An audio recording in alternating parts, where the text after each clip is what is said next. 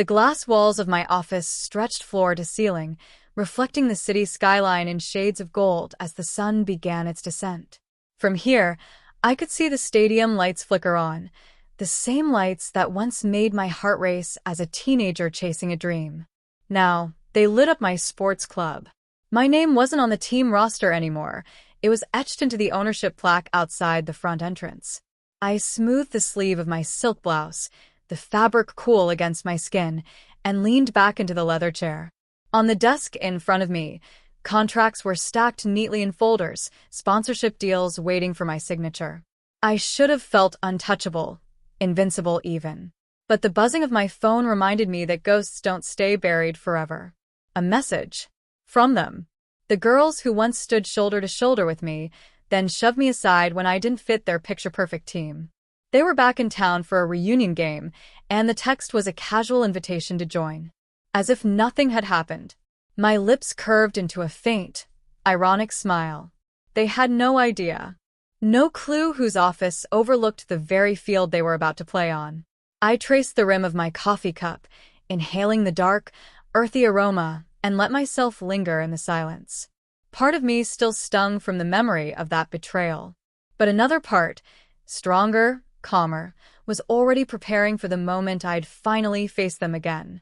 Back then, I was just Emily Carter, a 17-year-old girl with a ponytail too tight, sneakers scuffed from endless drills, and a heart that beat only for the game. Basketball wasn't just a sport to me, it was oxygen.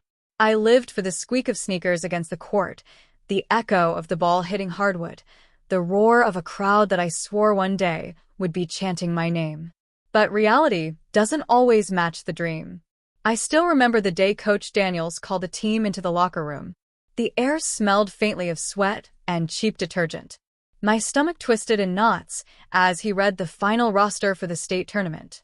My name wasn't there. I laughed at first, thought it was some clerical mistake.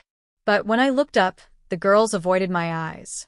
Jessica, the captain, smirked like she'd been waiting for this moment. "Sorry, she said, her tone dripping with fake sweetness. "We just need people who can finish strong. You understand, right?" My throat tightened so badly, I could barely breathe. My hands shook as I gripped the bench, nails digging into the wood until they left crescent marks. I wanted to fight back, to scream that I'd earned my place with every bruise and blister. But instead, I swallowed hard, tasting salt and pride, and walked out without a word. At home, I collapsed onto my bed, face buried in the pillow, tears hot against my skin. That's when my grandmother, Margaret, came in. She wasn't a sports fan, but she was my biggest supporter. She sat on the edge of my bed and placed something in my palm, a small silver whistle, old but polished. "When they don't let you play," she whispered, her voice steady, "learn how to run the game. Players come and go, Emily. But the ones who own the whistle, the ones who lead, those are the ones who last." Her words lit a spark in me I didn't fully understand then. All I knew was that I couldn't let their rejection define me. That night, while the rest of the team celebrated making the roster, I made a vow to myself. I wouldn't just fight for a spot on their bench. I would build something they could never take from me. The summer after I was cut from the team, I stopped going to games. Couldn't stomach the sight of my old teammates high-fiving each other on the court I once called home. Instead, I found work at the very sports club where I'd trained, mopping floors, handing out towels, stacking water bottles before practice. Most kids my age rolled their eyes at grunt work, but I treated it like a backstage pass. I studied the way the managers ran schedules, the way sponsors talked about money, the way contracts exchanged hands. If I couldn't play, I would learn everything about what kept the game alive. That's when I met Linda Monroe. She was in her 50s, a former tennis champion who had transitioned into sports management. Unlike most executives, she noticed me. One night, when I stayed late balancing inventory lists, she leaned against the doorway and said, "You've got sharp eyes, kid. Players see the ball. Leaders see the whole court." She took me under her wing, giving me books on business, letting me shadow her in meetings, even quizzing me on sponsorship deals. Linda wasn't easy on me. She was blunt, demanding, the kind of mentor who didn't clap for effort, only results. But her belief in me was the anchor I didn't know I needed. The years that followed were a blur of exhaustion and small triumphs. I worked part-time jobs to pay for night classes in sports management. My nails were chipped from filing endless paperwork, my eyes red from late-night studying, but every milestone kept me moving forward. My first big break came when a local shoe company needed a small sponsorship deal for a youth league. Everyone else dismissed it as peanuts. I took it, negotiated hard, delivered on every promise. When that youth league made the regional finals, the company doubled its sponsorship budget and gave me full credit. I wasn't just working anymore. I was building a reputation. Opportunities snowballed. By 25, I had my own tiny consultancy firm. By 28, I was sitting across from investors, pitching not just teams or players, but the dream of owning and reshaping an entire sports club. All the while, I kept my success quiet. Social media? Carefully curated. A picture of me at a desk, maybe a shot of me at a casual networking event. Never the late-night strategy meetings, never the bank transfers with more zeros than I'd ever imagined. I didn't want the girls from high school, Jessica, Coach Daniels, any of them, to see me coming. Not yet. Every deal I signed, every player I mentored, every sleepless night, it was all fuel. I wasn't chasing revenge, not exactly. I was building something bigger. Something they'd never dream I was capable of. And deep down I knew, one day, they would walk into my world, not realizing who was waiting on the other side of the desk. The day of the reunion game, my club buzzed with life. The air outside the stadium carried that electric charge only sports could conjure. Vendors shouting, kids clutching autographed basketballs, the thrum of music spilling from the loudspeakers. From the glass walls of my office, I could see it all. The flood of fans pouring into the arena, the banners proudly displaying the club's crest, my crest. I had almost convinced myself to stay hidden, to let the reunion pass without stirring old wounds. But fate has a way of forcing the truth into the open. A knock at the door interrupted my thoughts. My assistant, Daniel, poked his head in. "Miss Carter, the alumni team is here. They're expecting to meet with the owner about sponsorship details." I arched a brow. So they wanted funding. Of course.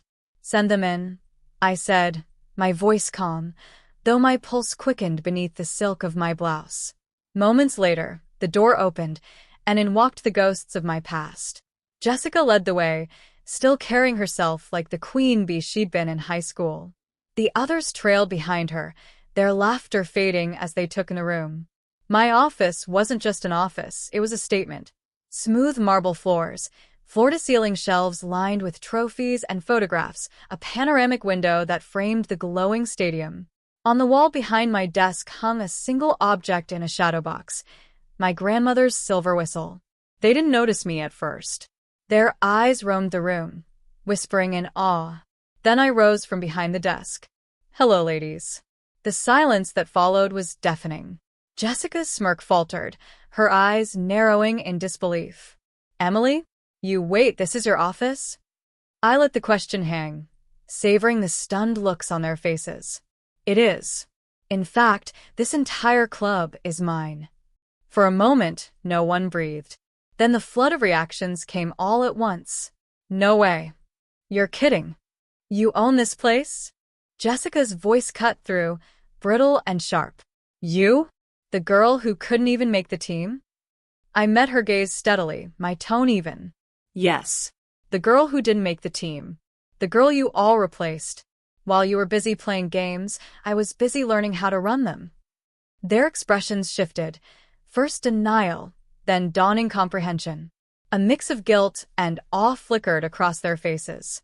One of them, Sarah, finally whispered, "You're the owner? All of this?" I gestured around the room. "Every inch. Every sponsorship. Every contract. Every game played under these lights. It all comes through me." They stood in silence, the weight of the truth pressing down like gravity. Jessica's jaw clenched, but she didn't speak. Her silence said more than words ever could. I walked to the window, gazing out at the stadium below. "You once told me I wasn't good enough to finish strong. Maybe you were right, but you never imagined I'd be the one holding the whistle." When I turned back, their eyes followed me, wide and unsteady. For the first time, I had the upper hand, and they knew it. The silence stretched so long it almost became its own language. I could see it written across their faces, the disbelief, the awkward shuffle of pride collapsing into shame. They hadn't expected this. Not from me. Finally, Jessica broke the tension. She crossed her arms, her voice dipped in forced confidence. Well, congratulations. Looks like you did all right for yourself. But we're here to talk business. The alumni team needs funding, gear, travel, the works. We thought maybe the club could sponsor us. The irony was almost too rich. The same team that had tossed me aside now needed my help to survive. I leaned back in my chair, folding my hands on the desk. You're asking for sponsorship. Jessica gave a short nod. Yes. A small amount, really, compared to what this club must be worth. I let her words hang in the air, then tilted my head. And why should I? The question hit harder than they expected. A few exchanged uneasy glances. Sarah spoke up, softer than Jessica. Because we're still a team. We want to keep the legacy alive. I studied her face. The same girl who once avoided my eyes when my name wasn't on the roster. There was sincerity there now, but sincerity alone wasn't enough. You want my help? I said, my voice steady, calm. Then there are conditions. Their shoulders stiffened. First, I continued, if this alumni team exists under my sponsorship, it won't be a vanity project. You'll mentor the younger girls. Teach them skills, encourage them.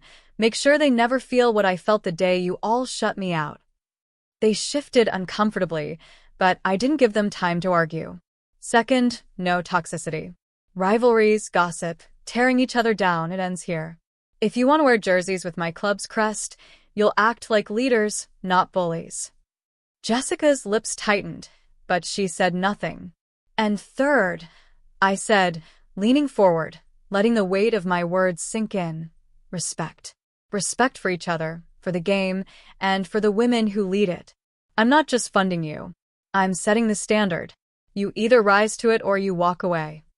The room was thick with tension. A few of them looked at the floor, shame written across their faces. Others seemed conflicted, torn between pride and the undeniable truth of my words. For the first time, I allowed a hint of softness into my tone. I don't hate you. I don't even resent you anymore. What you did back then hurt, yes. But it also made me. I'm offering you a chance, not because I owe you, but because I know what it feels like to lose everything you worked for. You can have my support, but only if you're willing to earn it. Silence followed, heavy but necessary. Slowly, Sarah nodded. Then another. Even Jessica's posture slumped, the fight draining out of her eyes. The shift was complete. I wasn't the girl begging for a spot on their team anymore. I was the woman setting the terms. The weeks that followed were strange, almost surreal.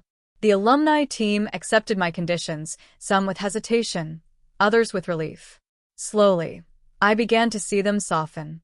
At practice, I'd watch from the stands as Jessica, once the sharp-tongued captain, now bent down to correct a 10-year-old's dribbling technique, her voice gentler than I'd ever heard it. Sarah, who used to shrink into the background, blossomed as a mentor, staying late to encourage the shy girls who reminded me so much of myself at that age. It wasn't perfect. Old habits die hard. But something was shifting. The toxicity that once defined them was unraveling, thread by thread. And I felt something I hadn't expected. Not vengeance. Not even smug satisfaction. But peace. One evening, after a long day, I sat alone in my office. The stadium was quiet now, the echoes of practice fading into the night. On my desk sat the shadow box with my grandmother's silver whistle. I took it out, feeling its cool weight in my palm, running my thumb over the tiny dents and scratches. Her words came back to me as clear as the day she'd spoken them. When they don't let you play, learn how to run the game. I smiled. She had been right. I wasn't just running the game anymore. I was shaping it. Every girl who stepped onto that court under my watch would know she belonged. No one would ever take her place unfairly, not while I held the whistle. I stood, looking out at the empty stadium. the lights casting a quiet glow over the seats. My reflection stared back at me from the glass. Older now, stronger, no longer the girl who once cried into her pillow because she didn't make the cut. They took my place on the team, I whispered to myself, a faint smile curving my lips. But now I own the whole club.